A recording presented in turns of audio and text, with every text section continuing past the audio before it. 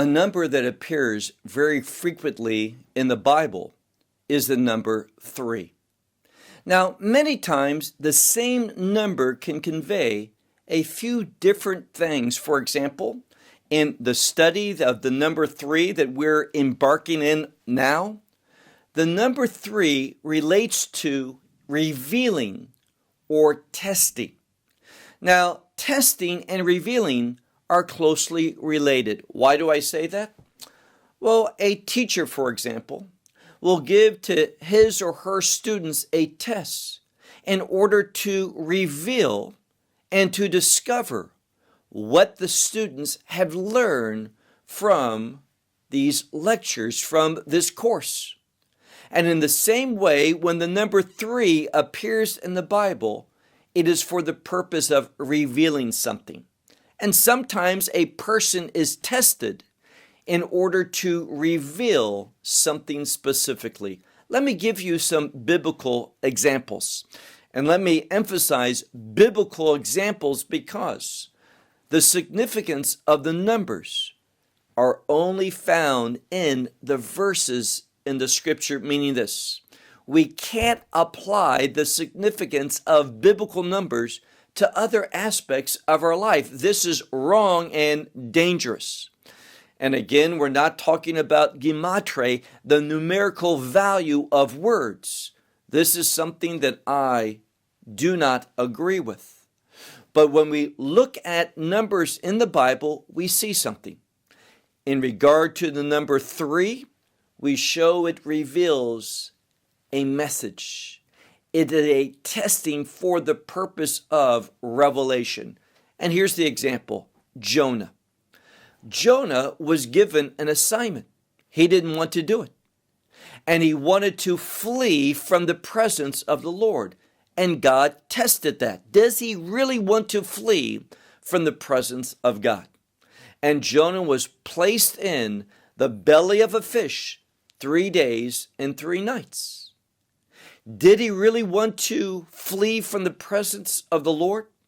Well, during that time, it says that he longed for the courts of God, for the sanctuary of God.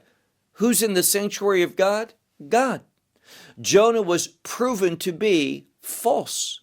He wanted the presence of God in his life. He was not acting faithfully. Here's another example: Peter. Peter said, "Oh, I'll never deny you. You can trust me. Others might deny you, but I'm willing to die for you." And we know something. We know that Peter denied Messiah 3 times. What he was saying was not accurate. And the number 3 revealed that. The number 3 conveyed that. But in Peter's restoration, Messiah asked him 3 times, "Do you love me?" And those 3 questions were testing Peter's love.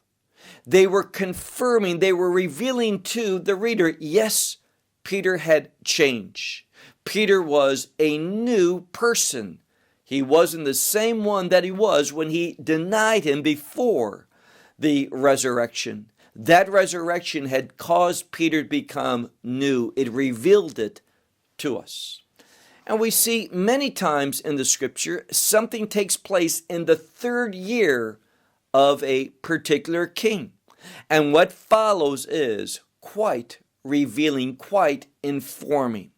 So the number 3 in the scripture has to do with revealing or uncovering, declaring something. Now, I mentioned earlier that numbers sometimes can have more than one significance. The number 3 can also relate to victory. We see that the purposes of God are frequently fulfilled on the 3rd day. That's why the resurrection relates to the 3rd day. We also see, for example, in the offering up of Isaac, the binding of Isaac, it came about on the 3rd day. So 3 relates to revealing, a declaring, a discovery, but 3 can also relate to victory.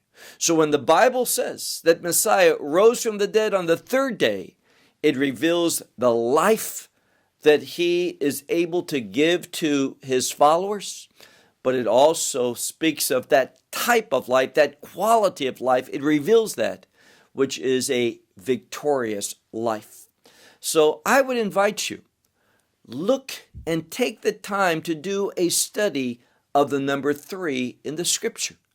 Look at the places where the number 3 appears in the Bible. And I think you will agree that that number 3, wherever it appears, has to do with revealing, discovering something, revealing something, and oftentimes in a victorious manner. I wish you well as you go through the Scriptures, looking at these numbers and seeing for yourself what is the significance of that.